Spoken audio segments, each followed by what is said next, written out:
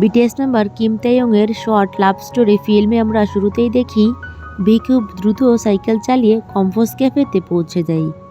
Coffee order করতেই phone চালাতে থাকে এবং অপেক্ষা করতে থাকে কফির জন্য। আর ঠিক তখনই গল্পের নায়িকা পার্ক জিমিন হাজির হয়। আর তখনই ভিয়ের চোখে পড়ে মেয়েটার ব্যাগে ঝুলতে থাকা একটা টয়ের দিকে। আর সেখান থেকেই শুরু হয় ফ্ল্যাশব্যাক আমাদের নিয়ে যায় 1919 সালের মার্চ মাসে স্কুল অ্যাসেম্বলিতে, যেখানে ভি দাঁড়িয়ে থাকে এবং মেয়েটা ঠিক ভিয়ের সামনেই দাঁড়িয়ে থাকে। হঠাৎ করে ভি মেয়েটার চুলে থাকা ফুলটা সরিয়ে দিলেই মুহূর্তেই মেয়েটি তাকিয়ে পড়ে তার দিকে। আর সেখানেই তাদের প্রথম চোখাচোখি হয়। এরপর বাস্কেটবল গ্রাউন্ডে ভি খুব নিপুণভাবে খেলা শেষ করে বন্ধুদের সঙ্গে আড্ডা দিতে থাকাকালীন হঠাৎই মেয়েটি তার বান্ধবীকে নিয়ে প্লেগ্রাউন্ডে হাজির হয়। আর তখনই ভি মেয়েটির দিকে অপলক দৃষ্টিতে তাকিয়ে থাকে। তারপরে আমরা চলে যাই তাদের ক্লাসরুমে।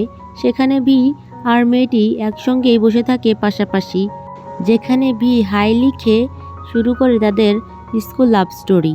ধীরে ধীরে তারা একসাথে সময় কাটাতে থাকে। একসঙ্গে স্কুল যাওয়ার পথে ভি মেয়েটির ব্যাগও ক্যারি করে দেয়। তবে এই সময় কাটাতে থাকাকালীন ভি মেয়েটাকে একটা টয় গিফট করে, যেটা বর্তমানে এসে কফি শপে ভি মেয়েটাকে দেখতেই চিনতে পারে।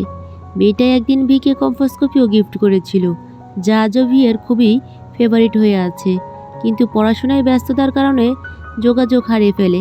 মেয়েটা কিছুদিন মন খারাপ করে থাকলেও সময় কেটে যায়। শেষে আবার বর্তমান সময়ে ফিরে আসে। দেখা যায় তারা দুজন একসাথে বসে কফি খাচ্ছে। এখানেই গল্প শেষ হয়ে যায়। এখন প্রশ্নটা থেকেই যায়, তাদের কি আবারও মিল হয়েছে, নাকি এটা শুধু স্মৃতি আর অসম্পূর্ণ ভালোবাসার ইঙ্গিত?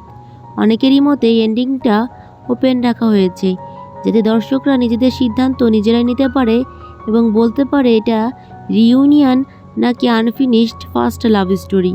তোমাদের মতামত জানাতে ভুলো না, আর লাইক, কমেন্ট, সাবস্ক্রাইব করে পাশে থেকো। আল্লাহ হাফেজ।